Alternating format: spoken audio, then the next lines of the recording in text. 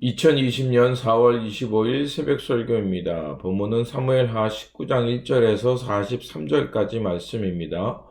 본문은 예루살렘으로 황궁하는 다윗에 관한 말씀입니다. 16절에서 30절까지만 읽도록 하겠습니다. 바후림에 있는 베냐민 사람 게라의 아들 시므이가 급히 유다 사람과 함께 다윗 왕을 맞으러 내려올 때 베냐민 사람 1000명이 그와 함께하고 사울 집안의 종 시바도 그의 아들 15과 종 20명과 더불어 그와 함께하여 요단강을 밟고 건너 왕 앞으로 나아오니라. 왕의 가족을 건너가게 하며 왕이 좋게 여기는 대로 쓰게 하려 하여 나룻배로 건너가니 왕이 요단을 건너가게 할 때에 게라의 아들 시므이가 왕 앞에 엎드려 왕께 아뢰되 내 주여 원하건대 내게 죄를 돌리지 마옵소서. 내 주 왕께서 예루살렘에서 나오시던 날에 종의 패역한 일을 기억하지 마시오며 왕의 마음에 두지 마옵소서. 왕의 종 내가 범죄한 줄 알아옵기에 오늘 요셉의 온 족속 중 내가 먼저 내려와서 내 주 왕을 영접하나이다 하니 수리아의 아들 아비새가 대답하여 이르되 시므이가 여호와의 기름 부은 자를 저주하였으니 그로 말미암아 죽어야 마땅하지 아니하나이까 하니라. 다윗이 이르되 수레의 아들들아 내가 너와 무슨 상관이 있기에 너희가 오늘 나의 원수가 되느냐? 오늘 어찌하여 이스라엘 가운데에서 사람을 죽이겠느냐? 내가 오늘 이스라엘의 왕이 된 것을 내가 알지 못하리요 하고 왕이 시므에게 이르되 내가 죽지 아니하리라 하고 그에게 맹세하니라. 사울의 손자 무비보셋이 내려와 왕을 맞으니 그는 왕이 떠난 날부터 평안히 돌아오는 날까지 그의 발을 맵시 내지 아니하며 그의 수염을 깎지 아니하며 옷을 빨지 아니하였더라. 예루살렘에 와서 왕을 맞을 때에 왕이 그에게 물어 이르되 무비보셋이여 내가 어찌하여 나와 함께 가지 아니하였느냐 하니 대답하되 내 주 왕이여 왕의 종인 나는 다리를 절므로 내 나귀의 안장을 지워 그 위에 타고 왕과 함께 가려 하였더니 내 종이 나를 속이고 종이 나를 내 주 왕께 모함하였나이다. 내 주의 왕께서는 하나님의 사자와 같으시니 왕의 처분대로 하옵소서. 내 아버지의 온 집이 내 주 왕 앞에서는 다만 죽을 사람이 되지 아니하나이까. 그러나 종을 왕의 상에서 음식 먹는 자 가운데 두셨사오니 내게 아직 무슨 공의가 있어서 다시 왕께 부르짖을 수 있사오리까 하니 왕이 그에게 이르되 내가 어찌하여 또 내 일을 말하냐.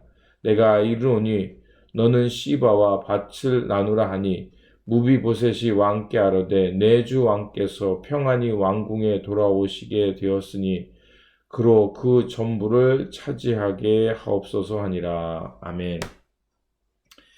다윗이 예루살렘으로 황궁하고 뒷수습을 하는 과정의 말씀입니다.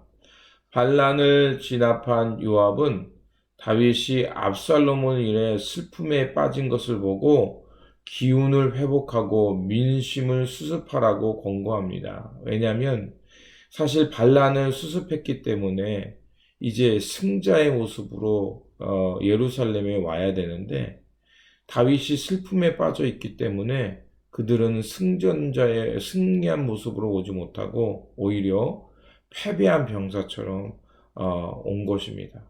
그러면 어떻겠습니까? 다윗을 위해 목숨을 걸고 싸웠던 그들에게 서운함과 또 그 다윗을 위해서 그렇게 충성했던 이들이 오히려 그 슬픔 때문에 자신들의 행위가 마치 다윗에게 잘못한 것처럼 비칠 수 있었기 때문입니다. 그래서 요압은 다시 한번 다윗에게 기운을 북돋우면서 민심을 수습하라고 권고하고 있는 것입니다.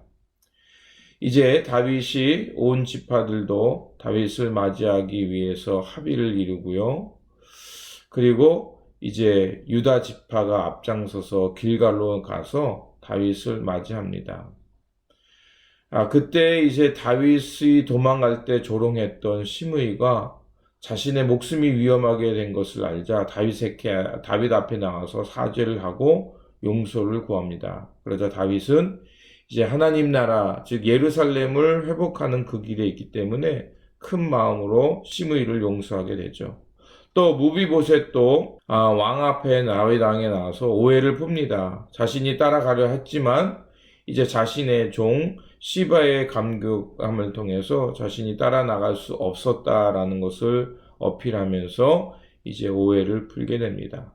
그리고 마지막 부분에서 그 마하나임에서 다윗이 어려웠을 때 다윗을 공개했던 길르앗 사람 바실레가 있었는데 그 사람과 작별하고 이제 다윗이 자신이 어려웠을 때 이렇게 자신을 돌봤기에 바실레를 데리고 이제 예루살렘으로 돌아가자고 합니다. 그러나 그것을 거부하고 자기 고향에 있겠다고 하죠. 이렇게 해서 이제 다윗은 이제 예루살렘으로 돌아가게 됩니다. 하지만 그 과정 속에서 이제 유대 사람들이 앞장서서 그 일을 진행하다 보니까 다른 이스라엘 사람들이 좀 소외됐습니다. 그래서 이제 감정이 이렇게 생기게 되고 감정의 골이 남아있는 것을 보게 됩니다. 다윗은 예루살렘으로 황궁하게 됩니다. 그 과정에서 베냐민 사람 시므이가 다윗 앞에 나오죠. 베냐민 사람이라는 것은 결국 이 사울 집안의 사람이라는 거죠. 사울이 베냐민 출신이거든요. 그러니까 사울을 지지하고 사울의 집안이었던 베냐민 사람들은 다윗이 쫓겨가는 것이 마땅하게 여겼습니다. 그래서 압살롬에 의해서 쫓겨갈 때 그 다윗의 권력이 끝났다고 생각해서 욕설과 저주를 퍼부었던 것입니다. 그게 이제 사무엘하 16장 5절에서 13절에 나오죠.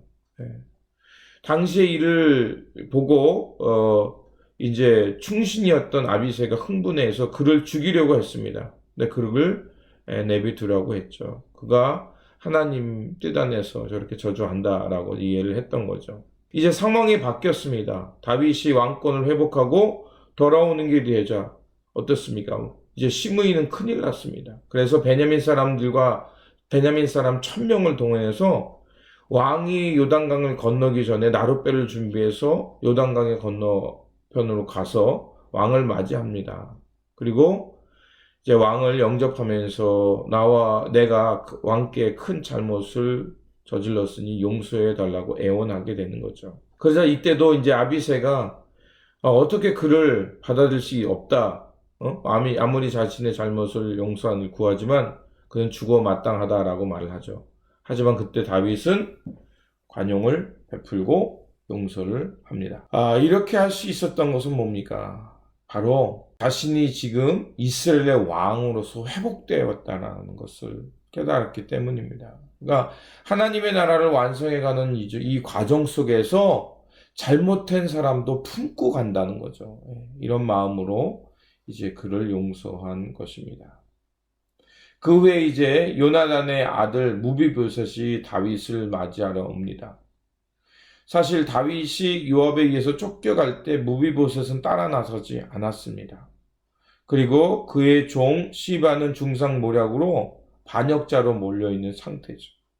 그런데 그가 이제 다윗 왕을 맞으러 왔을 때 자기의 실상을 고백합니다. 그러면서 다윗이 떠나갈 때 자기는 수염도 안 깎고 꾸미지 않고 다윗 왕을 슬퍼했다라는 것을 말합니다. 그래서 자기의 마음은 이제 다윗과 함께 하려 했음을 어필하고 있는 거죠.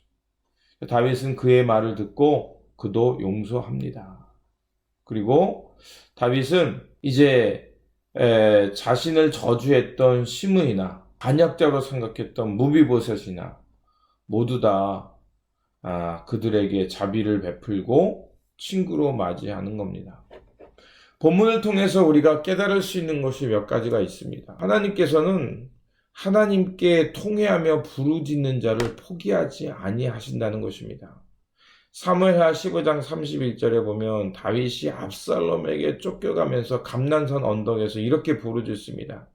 다윗이 가로되 여호와여 원컨대 아히도벨의 모략을 어리석게 하옵소서. 하나님 앞에서 부르짖으며 기도했던 거죠. 그럴 때 하나님이 어떻게 하셨습니까? 결과적으로 봤을 때 그 아히도벨은 굉장한 지략가였습니다. 그리고 강력했습니다. 하지만 그의 의도가 악했기 때문에 하나님이 원하는 그 세우는 길이 아니었거든요. 그렇기 때문에 하나님은 그 아히도벨의 계략에 개입하셔서 하나님의 공의를 드러내신 겁니다.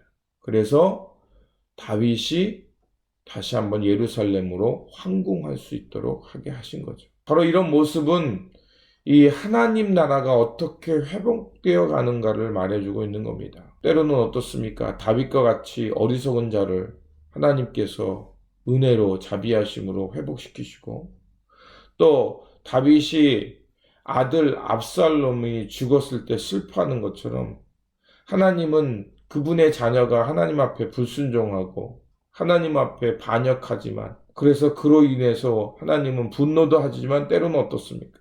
슬퍼하고 안타까워한다는 것입니다. 하나님은 그 인류가 하나님의 사랑받는 인류 있음에도 불구하고 때로는 하나님의 누가복음 15장에 나와 있는 것처럼 그 탕자처럼 아버지에게 반역하며 아버지에게 떠나갑니다.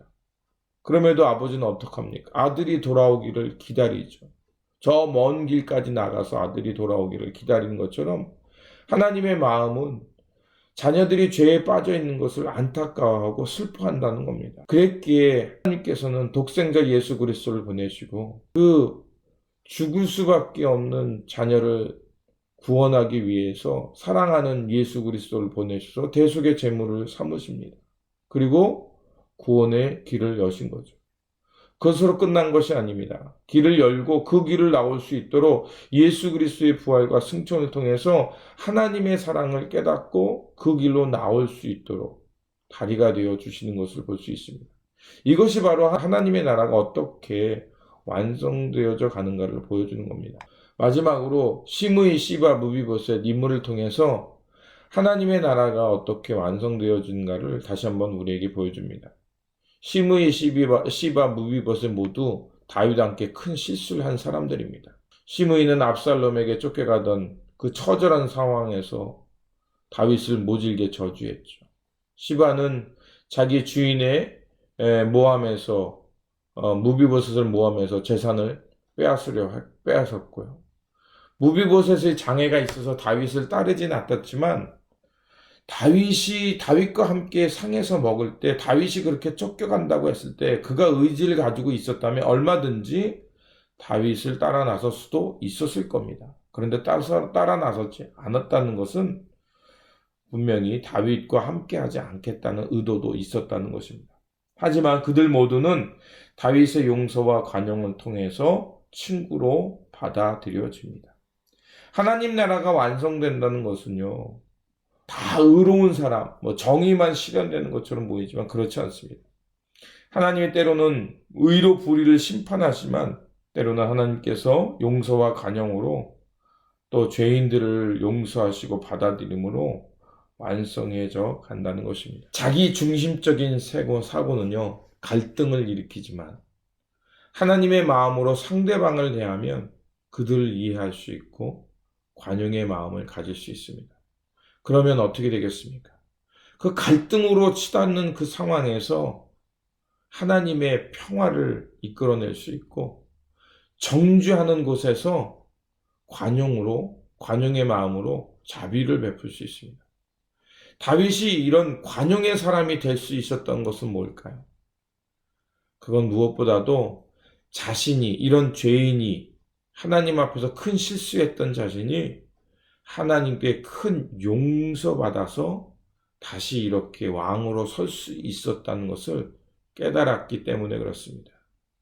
자신이 용서받았기에 부족함에도 불구하고 하나님의 나라의 그 회복을 이루는 그 과정 속에 있다는 것을 본 것입니다. 그렇습니다. 하나님 나라의 완성은요, 전적인 은혜로만 가능합니다. 그러므로 우리가 하나님의 전적인 은혜로 죄인에서 죽음에서 구원받아서 하나님의 큰 은혜 가운데 하나님의 나라, 하나님의 거룩한 백성 되어 살아갈 수 있는 겁니다. 바로 이 은혜와 사랑을 깨닫고 오늘도 우리가 살아가는 삶 속에서 이 관용과 자비의 사람으로 그 사랑을 실천하면서 하나님 나라를 완성해가는 저와 여러분들이 되시기를 다시 한번 주님의 이름으로 축원드립니다.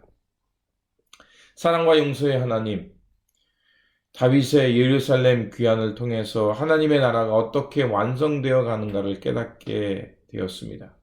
하나님의 나라는 주님의 전적인 은혜와 용서 속에서 구원받은 이들이 그 사랑을 실천할 때 이루어짐을 보았습니다. 그러하오니 우리도 주님의 은혜에 빚진 자로서 이웃들에게 용서와 관용을 베푸는 삶을 살게 하여 주시옵소서.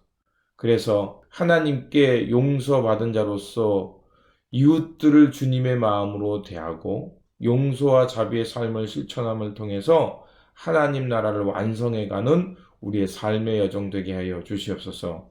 우리 구주 예수 그리스도의 이름으로 기도드립니다. 아멘.